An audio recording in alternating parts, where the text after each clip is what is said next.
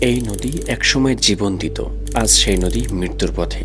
চড়াঙ্গার প্রাণ মাথাভাঙ্গা নদীর কি হচ্ছে জানেন? মাথাভাঙ্গা নদী মাথা ভাঙা মাথা ভাঙা মাথা ভাঙা মাথা ভাঙা মাথা ভাঙা।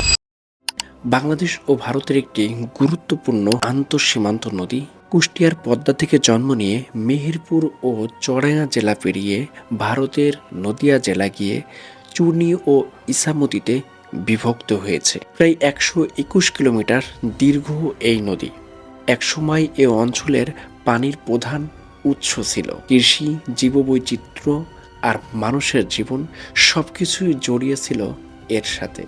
কিন্তু এখন পৌরসভার ময়লা, প্লাস্টিক আর বর্জ্যের নদীটি পতিত হচ্ছে মরা খালে।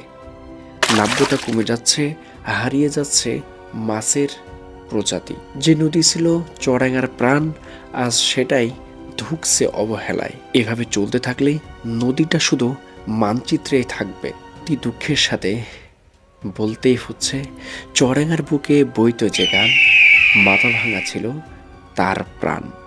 আজ সে নদী কাঁদে নীরব সুরে, বাঁচাও তাকে, এটাই হোক সবার স্লোগান। মাথাভাঙা নদীর স্রোতকে আবারও বেগমানের জন্য কি করা উচিত? আপনার মতামত কমেন্টে জানান।